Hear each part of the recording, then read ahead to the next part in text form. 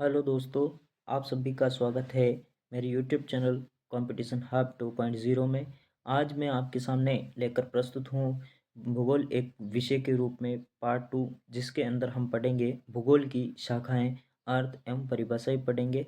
और आज इस चैप्टर को हम क्लास कर देंगे। इसकी दो पार्ट में मैंने वीडियो बनाई है। पहले पार्ट में बनाता तो वीडियो शायद ज़्यादा लंबी हो जाती, तो इस वजह से मैंने दो पार्ट में बनाई है। और इस वीडियो को आज हम कल की जैसे ही बहुत गहनता से अध्ययन करेंगे। मैंने मैंने अभी आज दिन भर इसको तैयार किया है, फिर इसके बाद में हम इसमें पढ़ेंगे। तो चलो शुरू करते हैं बिना किसी देरी के इस छोटी सी वीडियो को। और अपना अपना कीमती समय देने के लिए आप सभी को धन्यवाद। और इस वीडियो को शुरू करते हैं, जिसमें आज हम पढ़ेंगे भूगोल एक विषय के रूप में पार्ट 2 रहने वाला है। और इसमें हम पढ़ेंगे भूगोल की शाखाएं। भूगोल की शाखाओं के बारे में हम इसका वर्णन करेंगे। तो चलो शुरू करते हैं इस मोटिवेशनल कोड के साथ में कि लहरों से डरकर नौका पार नहीं होती, लहरों से डरकर नौका पार नहीं होती, और मेहनत करने वालों की कभी हार नहीं होती। तो चलो शुरू करते हैं इसी तड़कते भड़कते अंदाज के साथ आज की हमारी इस सेशन को। तो शुरू करते हैं। यहाँ पर जो हमने शुरू किया है, तो यहाँ पे भूगोल की शाखाएं, ये है भूगोल की शाखाएं। अपना पहला, जिसमें आप देख रहे होंगे कि भूगोल दो शाखाओं में बटा हुआ है, भौतिक भूगोल और मानव भूगोल। हमारे जो 11th में है वो अपने भौतिक भूगोल है, और 12th में मानव भूगोल है। तो हमें पहले भौतिक भूगोल का अध्ययन करना है। साथ में हमें इस तालिका को तो वैसे तो पूरा अध्ययन करना है। तो इस हिसाब से अपने को देखो कि भौतिक भूगोल की पहले बात कर लेते हैं, भौतिक भूगोल की, जिसके अंतर्गत भू आकृति विज्ञान आता है, जलवायु विज्ञान आता है, समुद्र विज्ञान होता है, खगोल विज्ञान, जीव विज्ञान, गणित भूगोल, है ना। ये सभी इसमें भूगोल होते हैं। इसके बाद में आप देख सकते हैं, और इसके नीचे और भी हैं। ये टोटल मिलाकर के 13 हैं। तो मृदा भूगोल, वनस्पति भूगोल, पर्यावरण भूगोल, स्वास्थ्य एवं चिकित्सा भूगोल, मानचित्र भूगोल, पर्यटन भूगोल, मानचित्र कला, ये सभी क्या हैं, भौतिक भूगोल की शाखाएं हैं। और इस तरफ जो दूसरी तरफ दे रखी है, वो अपने मानव भूगोल की शाखाएं दे रखी हैं। ऐतिहासिक भूगोल, आर्थिक भूगोल, सामाजिक भूगोल, सांस्कृतिक भूगोल, राजनीतिक भूगोल, जनसंख्या भूगोल, अधिवास भूगोल। अब यहाँ पर एक एक दिक्कत पैदा होगी। जैसे ये अधिवास भूगोल है ना, ये अधिवास भूगोल दो प्रकार का है। अधिवास भूगोल कितने प्रकार का है? दो प्रकार का है। पर यहाँ पर इन्होंने क्या दो अलग अलग दे दिए हैं। तो अधिवास भूगोल के ही ये दोनों पार्ट हैं। कौन से? ये 8वां और 9वां। ये 8वां और 9वां ग्रामीण भूगोल और नगरीय भूगोल, क्योंकि अधिवास दोनों में ही पाया जाता है, शहर में भी पाया जाता है और गांव में भी पाया जाता है। तो इस प्रकार से ये दो दो भूगोल हैं। तो इसके बाद में आता है अपना संसाधन भूगोल, सैन्य भूगोल, आचरण भूगोल, कृषि भूगोल, कृषि भूगोल। कृषि भूगोल के बाद में परिवहन भूगोल, कृषि भूगोल सॉरी कृषि भूगोल के बाद परिवहन भूगोल, परिवहन भूगोल के बाद औद्योगिक भूगोल, पारदेशिक नियोजन, और लास्ट में अपना आता है दूरस्थ संवेदन व जीआईएस आता है। तो ये अपने टोटल इसमें 17 हैं, और इसमें 13 शाखाएं हैं। तो आई होप कि ये आपको भूगोल की शाखाओं के बारे में आपको समझ में आया होगा। तो चलो चलते हैं अपन नेक्स्ट अपने इस वीडियो को आगे ले जाते हैं, जिसमें अपने पास में आता है भौतिक भूगोल। भौतिक भूगोल के बारे में पढ़ेंगे, क्योंकि 11th क्लास पूरी की पूरी जो एक बुक है, वो भौतिक भूगोल पर ही आधारित है। भौतिक भूगोल एक परिचय। अब इस भौतिक भूगोल के बारे में हम परिचय प्राप्त करेंगे, उसका अर्थ समझेंगे, परिभाषा और विषय वस्तु और विषय क्षेत्र के बारे में हम समझने का प्रयास करेंगे। आई होप कि ये वीडियो आपको पसंद आई होगी, पिछली वाली वीडियो। तो इसमें कोई भी गलती हो जाती है तो मुझे क्षमा करें, अपना छोटा भाई या बड़ा भाई समझ करके आप हमें क्षमा करें। तो इसमें फिजिकल ज्योग्राफी इंग्लिश में देखें तो physical geography and introduction, meaning, definition, subject matter and scope, इसके बारे में हम विस्तार से चर्चा करेंगे। इसके अंदर हम पढ़ने का प्रयास करेंगे, सुलझाने का प्रयास करेंगे। जैसे यहाँ पर शुरू हो जाती है, भौतिक भूगोल को भूगोल की मुख्य शाखा के रूप में माना जाता है। जैसा अभी हमने शाखाओं में पढ़ा है, तो भौतिक भूगोल को भूगोल की एक क्या माना जाता है? मुख्य शाखा के रूप में माना जाता है। भौतिक भूगोल के तथ्य एवं सिद्धांत संपूर्ण विज्ञान के अध्ययन अध्ययन के सारभूत है, अर्थात ये जो भौतिक भूगोल है वो सभी विज्ञानों से अंतर संबंधित हैं। भूगोल के दो मुख्य पक्ष हैं। भूगोल के कितने पक्ष हैं? दो मुख्य पक्ष हैं, भौतिक अथवा प्राकृतिक वातावरण। भौतिक और प्राकृतिक वातावरण ये दोनों तो एक ही है ना। भौतिक और प्राकृतिक वातावरण ये दोनों एक ही है, और मानव ये दूसरा दूसरा इसमें फैक्टर है। तो आई होप कि ये वीडियो आपको बहुत अच्छी लग रही होगी। तो इसके बाद में हम नेक्स्ट चर्चा करते हैं। अध्ययन की सुविधा तथा विषय के विस्तार को ध्यान में रखते हुए भूगोल की दो स्पष्ट शाखाएं विकसित हुई। भूगोल की दो स्पष्ट शाखाएं विकसित हुई किस प्रकार किसके आधार पर हुई? विषय विषय के विस्तार के आधार पर, है ना। सुविधा और विषय के विस्तार के आधार पर भूगोल की दो शाखाओं पर में विभाजित हुई है, विकसित हुई है। तो इसके बारे में हम देखते हैं नेक्स्ट क्या बोलता है। विकसित हुई जो वर्तमान में मानी जाती है। भौतिक भूगोल, अब बात कर लेते हैं भौतिक भूगोल के बारे में। भौतिक वातावरण के तत्व भौतिक वातावरण के तत्व मानव को प्रभावित करते रहते हैं। तो वहीं दूसरी ओर मनुष्य स्वयं एक भौगोलिक कारक के रूप में वातावरण को प्रभावित करता रहता है। ये बहुत ही अच्छी बात है कि भाई अपन मनुष्य जो हैं वो वातावरण को प्रभावित करते हैं और वातावरण हमें प्रभावित करता है। मतलब अपने दोनों का जो संबंध है वो बहुत घटित है। इसके आधार पर ही हम सब कुछ क्रियाएं कर पाते हैं। तो इसके आधार पर हम नीचे और देख लेते हैं क्या दे रखा है। मानव एवं पृथ्वी दोनों ही गतिमान है। मानव भी गतिमान है तो पृथ्वी भी गतिमान है, और दोनों ही परिवर्तनशील भी है। मानवीय क्रियाकलापों तथा उससे उत्पन्न सांस्कृतिक वातावरण के तत्वों का अध्ययन मानव भूगोल के अंतर्गत किया जाता है। जो भी हम क्रियाएं करते हैं पृथ्वी और हमारे बीच में जो भी अंत क्रियाएं होते हैं उनका जो अध्ययन है वो मानव भूगोल के अंतर्गत किया जाता है। तो अब इसके बाद में विद्वानों का क्या कहना है इनके अनुसार। तो इनके विद्वानों की बात भी हमें देखनी पड़ती है, ये बहुत इंपॉर्टेंस होती है एग्जाम के तौर पे। लोबेक, अब यहाँ पर जो विद्वान है भूगोलवेता है लोबेक। लोबेक कहते हैं जीव और उसके भौतिक वातावरण के संबंधों का अध्ययन भूगोल की विषय वस्तु है।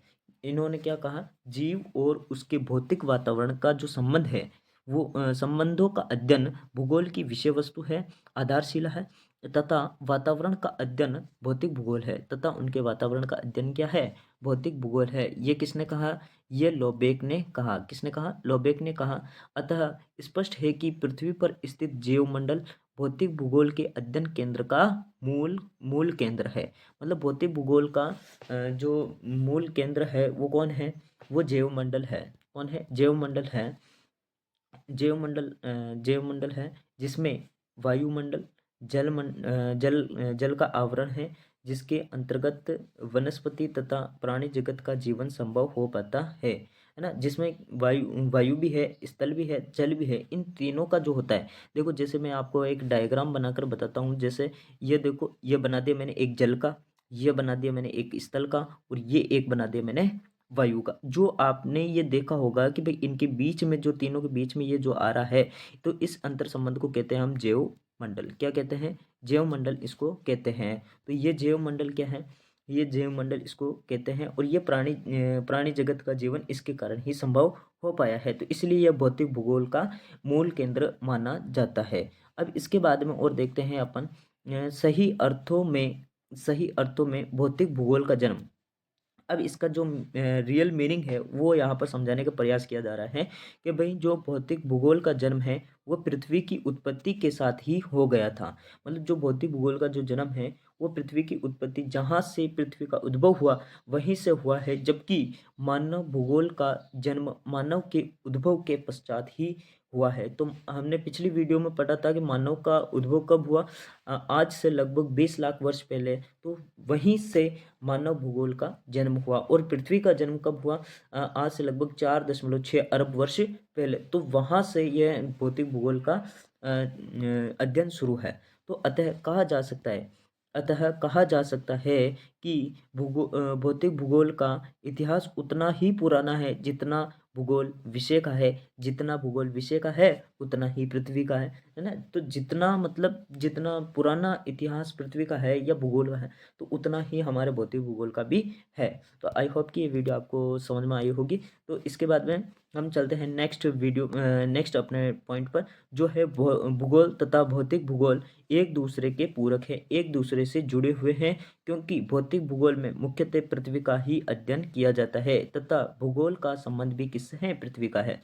मतलब कहने का मतलब यही है कि भूगोल का संबंध भी पृथ्वी से है और भौतिक भूगोल का संबंध भी पृथ्वी से है। इसी कारण से भूगोल और भौतिक भूगोल दोनों एक दूसरे के पूरक हैं। इसके बाद में इसके अर्थ के बारे में और फिंच और टिवार्ता की जो परिभाषा है वो अपन देख लेते हैं।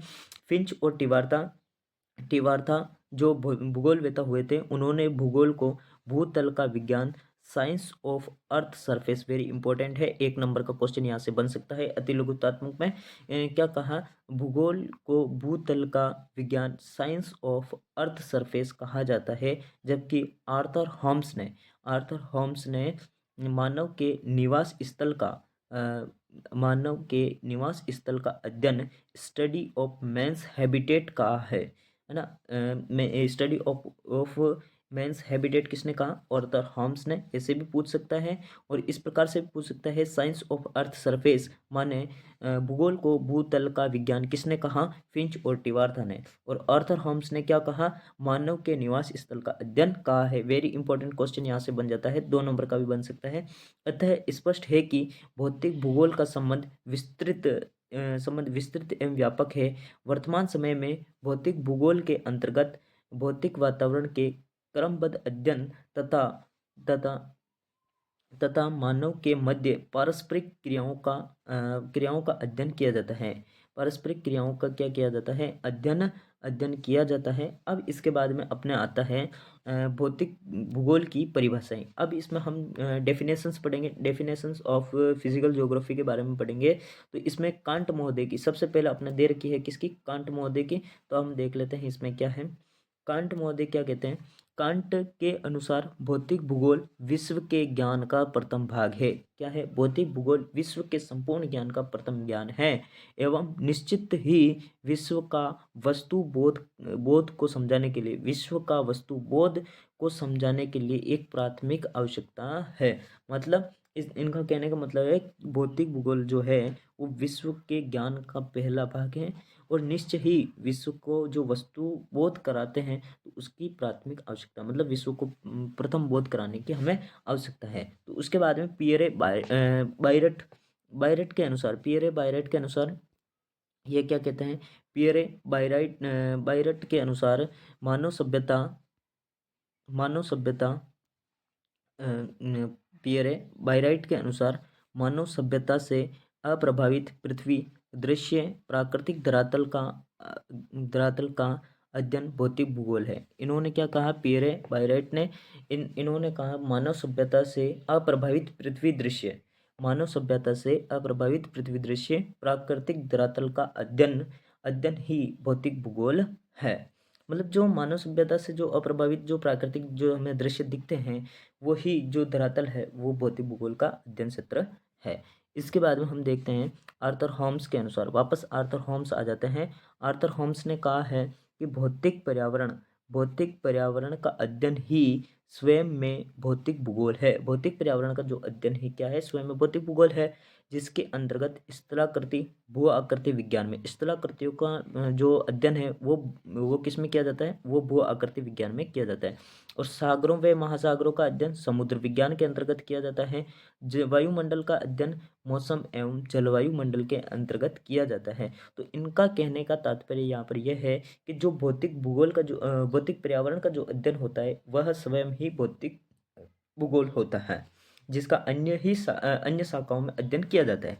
शॉर्ट शब्दों में मैंने बताया है। अब इनके बाद में आ जाता है लोबेक ने भौतिक वातावरण एवं जीवन के अंतर संबंधों का अध्ययन को भौतिक भूगोल की संज्ञा दी है ना। भौतिक वातावरण एवं जीवन के अंतर संबंध, भौतिक वातावरण जो अपने आमने सामने जो हमको प्रकृति दिखती है, और जीवन माने जिसमें अपन जी रहे हैं, तो उन अपने और प्रकृति के बीच में क्या संबंध है, उन संबंधों के जो अध्ययन है उनको भौतिक भूगोल की संज्ञा दी है किसने, लोबेक ने। अब इनके बाद में देखते हैं केन के अनुसार, है ना, महोदय केन के अनुसार, महोदय केन ने कहा है कि भौतिक वातावरण का अध्ययन ही भौतिक भूगोल है। भौतिक वातावरण का अध्ययन ही क्या है? भौतिक भूगोल है। इनके बाद में आते हैं हेमंड हेमंड व हॉर्न। हेमंड व हॉर्न आते हैं। भौतिक भूगोल प्राकृतिक घटनाओं के अध्ययन से संबंधित है। भौतिक भूगोल क्या है? प्राकृतिक घटनाओं के अध्ययन से संबंधित है। निष्कर्ष के रूप में हम कह सकते हैं कि भौतिक भौतिक भूगोल एवं जैविक वातावरण के वितरण प्रारूपों एवं अंतर संबंधों का विश्लेषणात्मक अध्ययन भौतिक भूगोल के अंतर्गत किया जाता है। भौतिक भूगोल के अंतर्गत ये सभी अध्ययन आ जाते हैं। किन किन का अध्ययन आता है? जैविक वातावरण और भौतिक वातावरण के बीच में जो इनके अंतर संबंधों का अध्ययन है, उन्हीं को हम क्या कहते हैं? भौतिक भूगोल कहते हैं। आप समझ चुके होंगे। तो इसके बाद में हम नेक्स्ट चलते हैं, जिसमें अपने की भूगोल भूगोल भौतिक भूगोल का अर्थ अर्थ एवं परिभाषा है, meaning and definition of physical geography, जिसके अंतर्गत हम देखेंगे विद्वान फिलिप के शब्दों में भूगोल एक वृक्ष है जिसकी जड़ें भौतिक भूगोल की मिट्टी में अवस्थित हैं। किसके अंदर?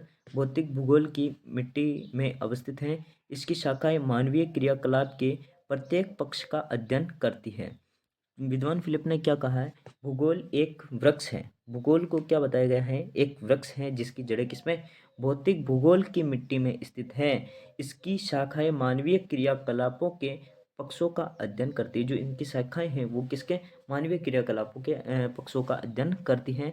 इनके बाद में विद्वान फिलिप के बाद में आते हैं, यद्यपि वर्तमान में मानवीय क्रियाकलापों के पक्षों मानवीय क्रियाकलापों के पक्षों के अध्ययन पर अधिक ध्यान दिया जाने लगा है, किंतु इससे भौतिक भूगोल का प्रारंभिक एवं सारभूत ज्ञान का महत्व कम नहीं हो जाता है। अर्थात यहाँ पे क्या कहना चाह रहे हैं? वर्तमान में मानवीय क्रियाकलापों के पक्षों पर अधिक ध्यान दिया गया है ना। तो इनसे ये स्पष्ट नहीं होता है कि भौतिक भूगोल के जो प्रारंभिक एवं सारभूत जो ज्ञान है वो कम नहीं हो जाता। भौतिक भूगोल का ज्ञान है जो सभी शाखाओं के अध्ययन में आवश्यक है। किसी भी शाखाओं में चले जाओ, वहाँ पर भौतिक भूगोल का आपको ज्ञान होना आवश्यक है ना। तो इनके बाद में आते हैं स्ट्रॉलर। कौन आते हैं? स्ट्रॉलर के बाद में देखते हैं, स्ट्रॉलर के बारे में जानते हैं। भौतिक भूगोल अनेक भूमि विज्ञानों, अर्थ साइंसेस का समन्वित अध्ययन है। मतलब सभी जो अनेक भूमि विज्ञान जितने भी हैं उन सभी का एक सम्मिलित रूप है, समाकलित रूप है, जो मानव के वातावरण का अध्ययन करते हैं। जो किसका? हमारे मानव के वातावरण का अध्ययन करते हैं। यद्यपि सभी भूगोलवेत्ता भौतिक भूगोल के अध्ययन में जैव मंडल को सम्मिलित करने के संबंध में एक मत नहीं है। अब आपको पता ही है कि भाई वैज्ञानिक है तो वो सभी बातों में एक मत नहीं होते हैं, उनके बीच में बहुत बड़ा डिबेट चलता रहता है। तो इस वजह से कुछ भूगोलवेत्ता कहते हैं कि भाई जो जैव मंडल को सम्मिलित करने में एक मत नहीं है। क्यों?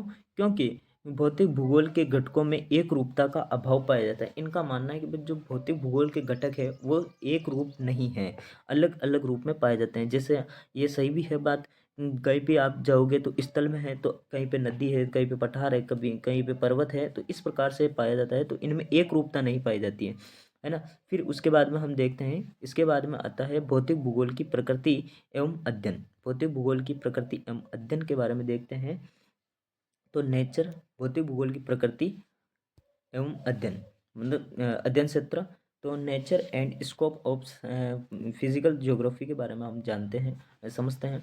भौतिक भूगोल भूतल भूतल भौतिक भूगोल के अध्ययन का केंद्र बिंदु है। जो भूतल है, पृथ्वी तल है, वो भौतिक भूगोल के अध्ययन का केंद्र बिंदु है, माने सेंटर है। तो भौतिक भूगोल का प्रारंभिक ज्ञान भूगोल को किसी भी शाखा के अध्ययन से अधिक आवश्यक है। माने भौतिक भूगोल का जो प्रारंभिक ज्ञान है वो भूगोल की किसी भी शाखा के अध्ययन से अधिक आवश्यक है। सभी के अध्ययन में इसकी आवश्यकता पड़ती है। तो भौतिक भूगोल व मानव वातावरण एक दूसरे को प्रभावित करते रहते हैं। जैसे अभी हमने अभी पढ़ा है जस्ट कि भौतिक भूगोल जो है भौतिक भूगोल के अंतर्गत निम्न 4 प्रमुख अंगों का अध्ययन किया जाता है, जिसमें स्थल मंडल, जल मंडल, वायुमंडल एवं जैव मंडल है ना? विशद इनका अध्ययन किया जाता है। तो मैं अभी बताना चाह रहा था कि भाई भौतिक वातावरण व मानव एक दूसरे को परस्पर अंतर संबंधित करते हैं, मतलब इनको प्रभावित करते रहते हैं। हम मानव है जो वातावरण को प्रभावित करते हैं, तो वातावरण हमें प्रभावित करता है। तो इसके बाद में यहाँ पे आ जाता है कि भाई भौतिक भूगोल के अंतर्गत निम्न 4 प्रमुख अंगों यथा स्थल स्थल मंडल, जल मंडल, वायुमंडल एवं जैव मंडल, ये 4 मंडल हो गए। इनका विस्तृत अध्ययन है जो इनके अंतर्गत किया जाता है। तो अब इसके अंतर्गत हम इनके इनके देख लेते हैं। स्थल मंडल, स्थल मंडल किसे कहते हैं? लिथोस्फियर, इंग्लिश में नाम है इसका लिथोस्फियर। पृथ्वी पर स्थित समस्त स्थल खंडों तथा उनके विभिन्न स्वरूपों का अध्ययन मुख्य रूप से स्थल मंडल के अंतर्गत किया जाता है। ठीक है, समझ में आया होगा आपको क्या कहना चाह रहा है कि पृथ्वी पर स्थित समस्त स्थलखंड, जितने भी पहाड़ है, पठार है, मैदान है, जितने भी स्थलाकृति है, जितने भी मरुस्थल है, सभी का जो अध्ययन है वो स्थल मंडल के रूप में किया जाता है। इसमें भू आकृति विज्ञान इसकी शाखा है, जिसमें जियोमॉर्फोलॉजी इसका नाम है, इंग्लिश में जियो मॉर्फोलॉजी के अंतर्गत स्थल मंडल के सभी घटकों का अध्ययन इस शाखा के अंतर्गत किया जाता है ना?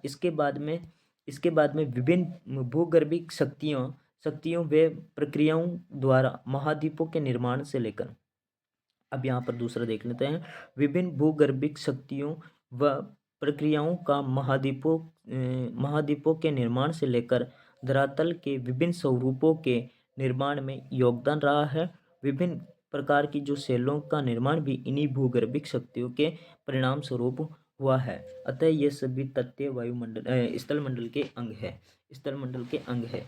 जैसे जैसे हम देखते हैं आज जो हमारे सामने पृथ्वी का जो स्वरूप देखने को मिलता है, वो पहले ऐसा नहीं नहीं था। तो पहले क्या थी शुरुआत में, सर्वप्रथम अपनी पृथ्वी जो थी वो आग का एक गोला थी, धीरे धीरे ठंडी हुई। उसके अंदर जो लावा था वो धीरे धीरे शांत हुआ, ठंडा हुआ। फिर उसके बाद में ये पत्थर वगैरह सब पर्वत वगैरह बने, स्थल मंडल का निर्माण हुआ।